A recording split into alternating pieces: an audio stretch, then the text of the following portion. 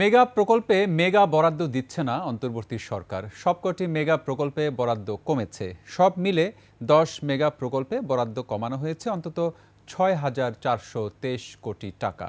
নতুন অর্থ বছরে রূপপুর পারমাণবিক বিদ্যুৎ কেন্দ্র প্রকল্পতে কেবল 10,000 কোটি টাকার বেশি বরাদ্দ পেয়েছে। নতুন বাজেটে কোন প্রকল্প কত বরাদ্দ পাচ্ছে, বিস্তারিত সাদাত হাবিবি সেতুর রিপোর্টে। জীবন অবাক না করলে কে করবে? 28% মিল্ক ফ্যাটের অবাক করার সাথে ফ্রেশ মিল্ক পাউডার। জীবন অবাক করুক প্রতিদিন।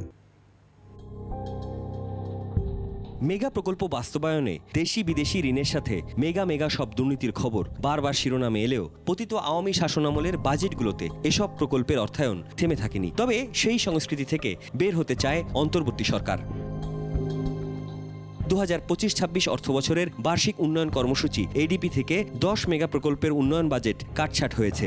এসব প্রকল্পের অনুকূলে বরাদ্দ দেওয়া হয়েছে 28,387 কোটি 17 লাখ টাকা।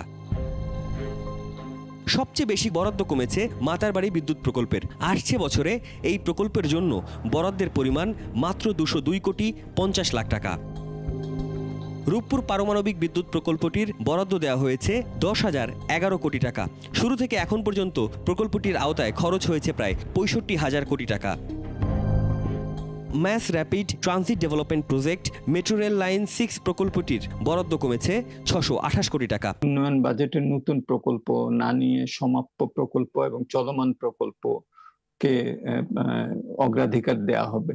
সুতরাং আমরা যদি সাশ্রয়ীভাবে বাস্তবায়ন করতে পারি, সুশাসনের সাথে বাস্তবায়ন করতে পারি, সময় মতো শেষ করতে পারি, তাহলে কিন্তু এই টাকা দিয়েই আমরা অনেক কাজ করতে পারবো। বাস্তবসম্মত বাজেট করতে হলে ওটা সম্পদের সাথে সামঞ্জস্য রেখেই করতে হবে, কারণ আমাদের বড় ধরনের ঋণের বোঝার মধ্যে সার্বিকভাবে বাজেটকে ফেলে রাখা এটা সঠিক একটা বিষয় নয়। Support to Dhaka elevated expressway PPP প্রকল্পটিতে আগামী অর্থবছরের জন্য দেওয়া হচ্ছে 157 কোটি 34 লাখ টাকা। এক্ষেত্রে মূল এডিপির তুলনায় বরাদ্দ কমেছে 157 কোটি টাকা। যমুনা রেল সেতু প্রকল্পে তুলনামূলক বরাদ্দ কমেছে 1000 কোটি টাকা। ঢাকা আশুলিয়া এলিভেটেড এক্সপ্রেসওয়ের প্রকল্পে মূল এডিপির তুলনায় বরাদ্দ কমেছে 454 কোটি টাকা। দোহাজারী রামু কক্সবাজার গুন্দুম রেলপথ প্রকল্পে বরাদ্দ কমেছে 888 কোটি টাকা। তবে মেট্রো রেল লাইন 5 এর নর্দার্ন রুটের প্রকল্পের বরাদ্দ বেড়েছে 522 কোটি টাকা। প্রকল্প নির্বাচন যেগুলো আসলে সামষ্টিক একটা অর্থনীতিকে বেগবান করার জন্য